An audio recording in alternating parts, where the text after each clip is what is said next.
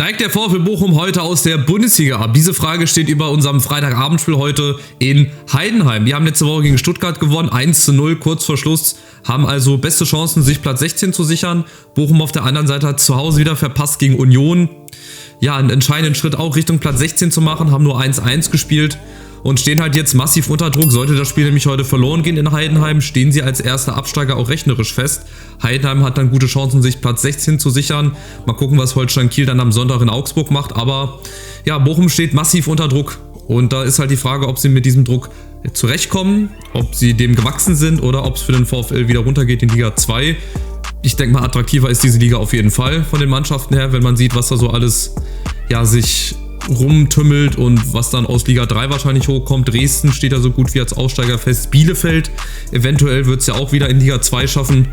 Tja, Frage ist, schafft Bochum das in Heidenheim? Und ich würde sagen nicht. Ich würde jetzt die Heidenheimer hier auf Sieg tippen. Ich würde laut meinen Tipps jetzt den ersten Absteiger festmachen. Und zwar mache ich hier Heidenheim auf 2:0. Einfach aus der Überzeugung heraus, dass Heidenheim mit dem Sieg in Stuttgart mehr Selbstvertrauen gesammelt hat. Nicht so unter Druck stehen. Die haben zwar auch Druck, aber nicht so Druck wie Bochum, weil die dürfen halt nicht verlieren. Selbst wenn die in der 90. +5 das entscheidende Gegentor bekommen, sind sie abgestiegen. Vielleicht mit einem frühen Tor können die Bochumer das Spiel auf ihre Seite ziehen, aber ich denke mal, unterm Strich wird es für den VfL, wenn es an diesem Spieltag nicht schon feststeht, nicht reichen für den Klassenerhalt. Ich glaube, die werden absteigen. Vielleicht überraschen sie uns und legen jetzt nochmal einen Run hin, aber brauchen halt Schützenhilfe. Also für mich steigt Bochum ab, weil sie laut meinen Tipps in Heidenheim mit 2:0 verlieren. Samstag können wir also nun die endgültige Meisterschaftsentscheidung haben. Und zwar spielen die Leipziger zu Hause gegen die Bayern. Leipzig hat in Frankfurt verloren, 4:0. Schön vermöbelt worden. Wie gesagt, ich wünsche ja Leipzig sportlich gesehen den Untergang ins Belanglose und in die Versenkung. Und war schon sehr, sehr dominant. Gerade in Halbzeit 2 hat die Eintracht richtig schön dominiert, gut Fußball gespielt, gut kombiniert, hinten sicher gestanden. Und von daher, glaube ich, geht der Sieg auch völlig in Ordnung, auch in der Höhe. Die Bayern haben es letzte Woche nicht geschafft, Meister zu werden. Lag aber nicht an ihnen, sondern an Leverkusen, weil die gewonnen haben. Bayern hat souverän gegen Mainz gewonnen. Und ja, die werden über die Ziellinie gehen. Und wenn sie es nicht dieses Wochenende machen, dann halt am nächsten Wochenende. Aber dass Bayern Meister wird, das ist eigentlich schon seit Wochen klar. Die spielen mit den konstantesten Fußball, werden auch einen etwas größeren Umbruch dann haben im Sommer. Ja, Eric Dyer geht wohl zum AS Monaco. Was passiert mit Min Jae Kim in der Innenverteidigung, muss nachgelegt werden. Jonathan Tah ist immer wieder eine Option. Legen die Bayern vorne nach. Was passiert mit Müller? Wird da irgendein Ersatz geholt? Wird's zu Bayern? Keine Ahnung. Also viele, viele Fragezeichen. Von daher werden die Bayern jetzt hier über die Ziellinie gehen. Wird ein knappes Spiel, wird ein interessantes Spiel, vielleicht auch ein torreiches Spiel. Ich mache mal hier ein 3:2, weil die Leipziger halt auch noch im Kampf um die Champions League sind. Ne? Bei allem, was da jetzt gerade so ist, die stehen auch noch oben mit dabei, wollen auch in die Champions League, wie viele andere Mannschaften auch. Dortmund ist noch oben mit dabei, Freiburg ist mit dabei, Mainz ist mit dabei, Frankfurt. Also ihr seht, 3 Spiele noch, es geht hier wirklich heiß her. Gladbach gegen Hoffenheim, das nächste Duell. 2 Mannschaften, die am letzten Wochenende verloren haben. Gladbach gerade auch in der Endphase mit einer ziemlich unnötigen Niederlage in Kiel. 4:3, torreiches Spiel. Hätte ich nicht gedacht. Ich habe ja Gladbach auf Sieg getippt, 3:1. Da hatte ich ja auch gedacht, dass die Kieler da nicht so gut mit dem Druck umgehen können. Gutes Omen vielleicht für den VfL. Bochum, mal gucken. Chancen sind auch noch da, sich fürs internationale Geschäft zu qualifizieren, aber da müssen halt Siege her. Genauso wie Hoffenheim, die auch noch nicht ganz aus dem Abstiegskampf draußen sind, obwohl da auch ganz viel zusammenkommen muss, haben in letzter Sekunde gegen Dortmund verloren. Das Tor war ja sehr, sehr umstritten. In der letzten Sekunde Chukwuemeka gegen Baumann, der Zusammenprall. Foul oder nicht Foul? Ihr könnt ja nochmal in die Kommentare schreiben, war es für euch ein Foul oder nicht. Ich denke, man kann das abstempeln unter unglücklichem Zusammenstoß. Also der Ball wird halt auch vorher nicht gespielt, aber auch von Baumann nicht. Ja, die prallen halt unglücklich zusammen. So. Und dann versucht Baumann ja noch aufzustehen. Klar, wahrscheinlich voller Adrenalin. Hat noch irgendwie versucht, was zu retten, was nicht mehr zu retten war. Und dann haben die Dortmunder noch gewonnen und ziehen Hoffenheim dann nochmal mit unten in den Abstiegskampf rein. Wird aber auch da nichts mehr mit großartig zu tun haben. Ich denke, dass die Gladbacher das machen werden zu Hause. Auch knapp, ein 2:1. Und dann sind sie wieder voll drin im Kampf um Europa, um die Conference League, um die Europa League. Gut, glaube ich, Champions League wird es jetzt nicht mehr werden. Aber wir gucken uns das gleich mal in der Tabelle an. Das ist so eng zusammen, das habe ich selber nicht im Kopf. Ja, also Gladbacher Heimsieg, 2:1 gegen Hoffenheim. Dann kommen wir zum FC St. Pauli. Die spielen zu Hause gegen den VfB Stuttgart. Letzte Woche in Bremen 0:0 gespielt. Sind also dem Klassenerhalt ein großes Stück näher gekommen, weil die Konkurrenz halt auch nicht so viel gepunktet hat. Gut, Heidenheim hat gewonnen, Kiel hat gewonnen, Bochum halt nicht. Hoffenheim hat auch nicht gepunktet und ja, St. Pauli wird auch die Klasse halten, da gehe ich jetzt auch von aus. Die sind doch den anderen Teams gegenüber, ja, zu dominant, also sind halt besser. Sonst würden sie ja nicht vor den 3 anderen stehen. Stuttgart hat zu Hause gegen Heidenheim verloren, da schwindet auch immer mehr und mehr die Hoffnung aufs europäische Geschäft. Bleibt der DFB-Pokal. Und da sollten sie sich möglichst gut drauf vorbereiten, nochmal in so einen kleinen Flow reinkommen, weil Bielefeld ist im Flow. Die haben gerade eine richtig gute Serie in der 3. Liga am Laufen. Und dann ist es halt ein Spiel. Ja, die Stuttgarter, die können sich blamieren und gegen Bielefeld verlieren. Dann spielt Bielefeld in der Europa League. Was, ja, glaube ich, das größte Ereignis wäre der letzten Jahre im deutschen Fußball, wenn ein Drittligist es schafft, in die Europa League einzuziehen. Oder der VfB macht's, was ich ja auch glaube, dass die Stuttgarter sich gerade da nochmal aufraffen werden, weil sie wissen, es wird wahrscheinlich die letzte Chance sein fürs europäische Geschäft. Weil ja, wie gesagt, gegen Heidenheim zu Hause verloren, 1:0. Da war halt auch viel Enttäuschung dann am Ende, ganz klar. Und ich glaube, oder ich könnte mir vorstellen, dass das entweder ein Unentschieden wird, also ein X oder eine 2, um mal hier in der Wettquotensprache zu sprechen, dass die Stuttgarter das gewinnen. Ja, weil vielleicht jetzt gerade einfach nochmal die letzten Spiele Kräfte mobilisiert werden, nochmal an die Ehre appelliert wird der Spieler. Und deswegen könnte ich mir vorstellen, dass die Stuttgarter das machen oder es ein Unentschieden wird, da ich noch kein Unentschieden habe. Oder mache ich das bei Union gegen Bremen? Ne, ich mache auch mal hier bei St. Pauli Stuttgart. Ich könnte mir auch vorstellen, dass beide auch wollen. Beide können vielleicht nicht so richtig. Stuttgarter, ja, könnten vielleicht ein bisschen verkrampft wirken. Keine Ahnung, das sind alles nur Ferndiagnosen. Ich bin hier kein Experte. Es ist alles nur aus meinem Bauch heraus, aus meinem Kopf raus spontan erzählt und von den Ergebnissen der letzten Spiele.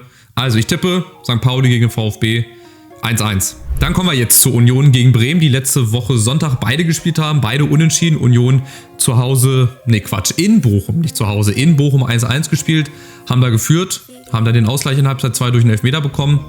Ja, und haben dann eigentlich auch Glück gehabt, dass sie nicht noch verloren haben, hätten aber auch gewinnen können. Also hatten auch noch Chancen, da den Sack zuzumachen. Und dann wäre Bochum wahrscheinlich ja schon vor dem Spiel gegen Heidenheim rechnerisch schon abgestiegen oder auch theoretisch schon, rechnerisch vielleicht noch nicht.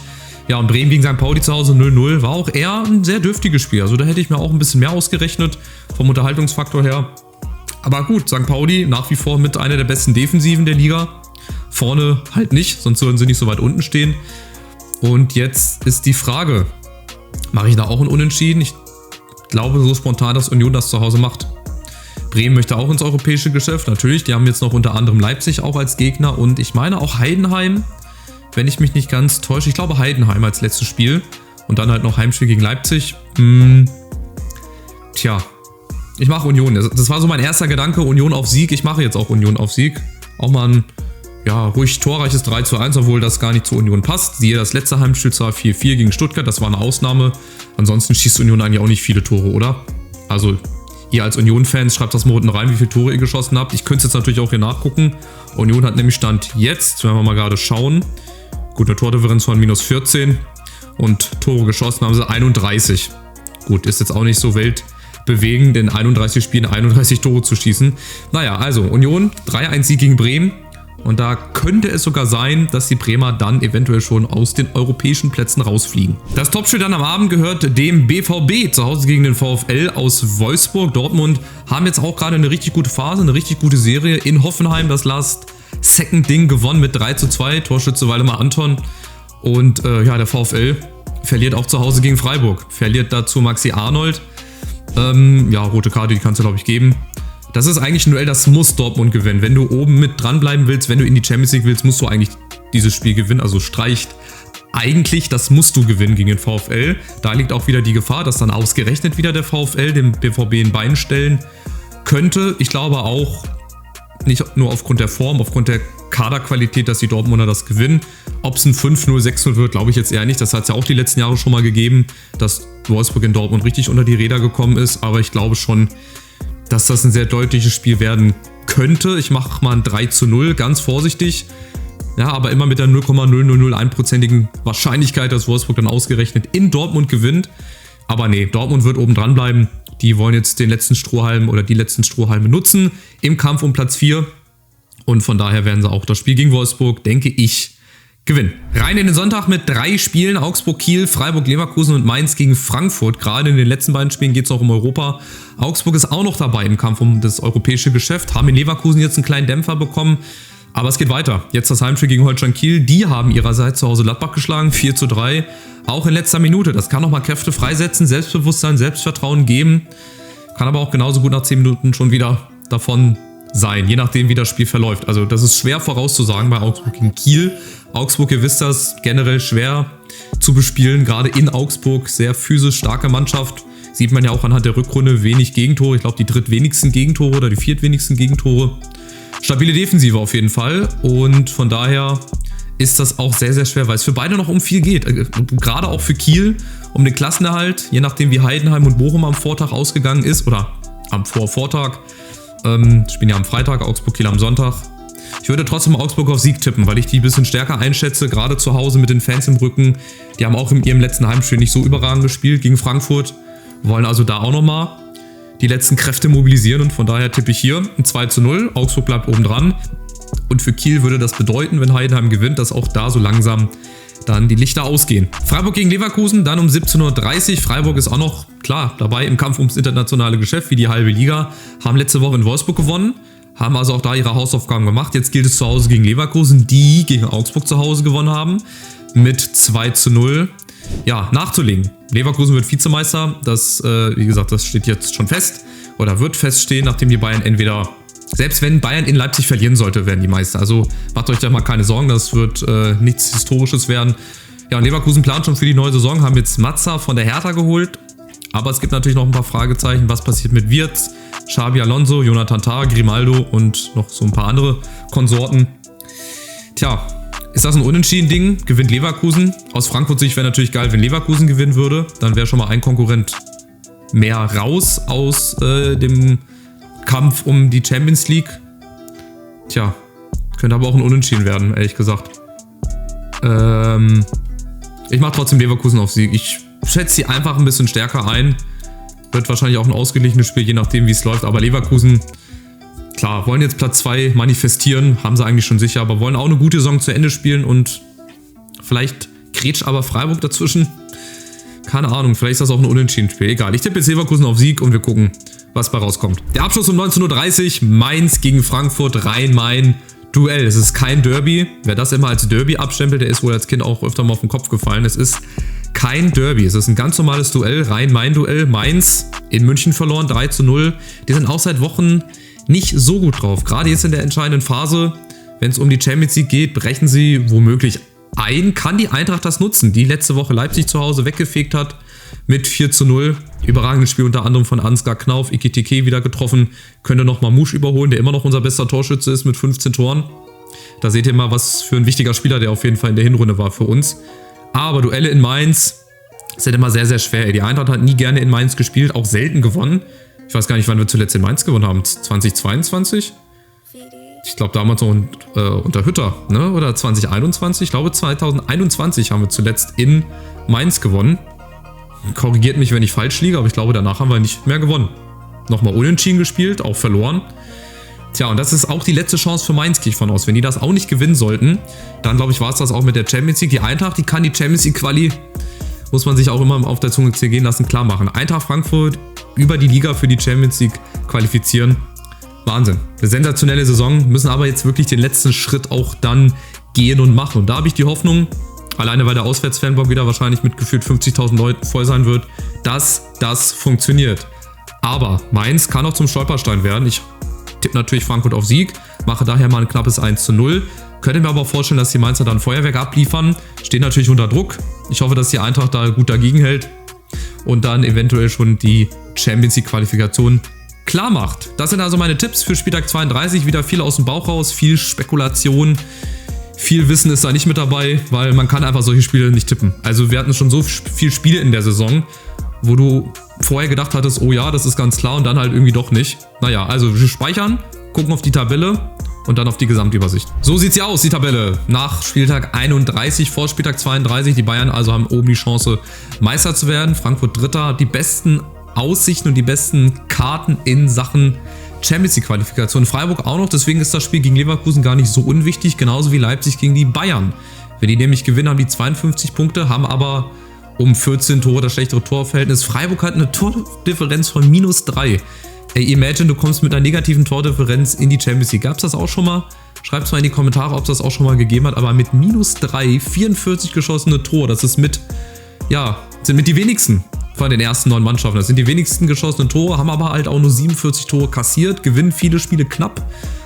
Wahnsinn. Dann Dortmund, 48, Mainz, Bremen, Gladbach. Ihr seht, wie eng das zusammen ist. Selbst der VfB hat theoretisch auch noch Chancen auf Platz 7, wenn Mainz nicht gewinnen sollte, wenn Bremen nicht gewinnt. Es ist viel hätte Fahrradkette. So, und unten, wie gesagt, da kann Bochum, wenn sie in Heidenheim verlieren sollten, dann noch absteigen. Dann sind es 7 Punkte bei noch 2 ausbleibenden Spielen. Das ist dann nicht mehr aufzuholen. Holstein Kiel könnte das dann auch theoretisch schon treffen. Die hätten dann 6 Punkte Rückstand, wenn sie nicht gewinnen und Heidenheim gewinnt.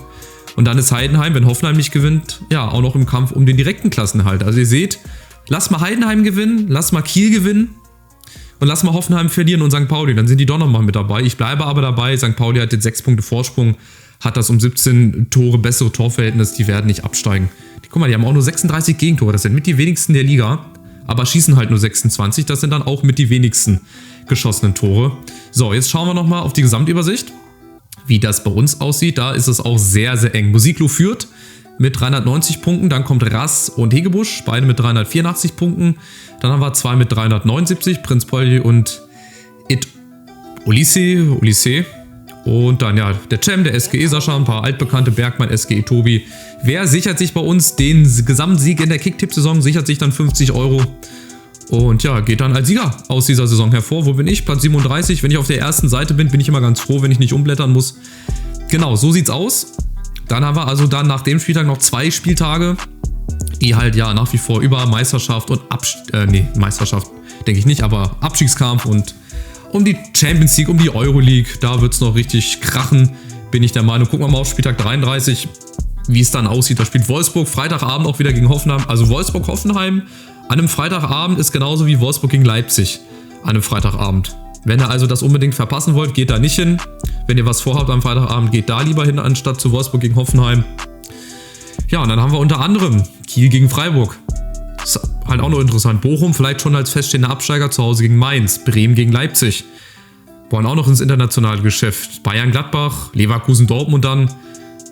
Das ist auch nochmal ein richtungsweisendes Spiel im Kampf um die Champions League. Stuttgart Augsburg, St. Pauli in Frankfurt.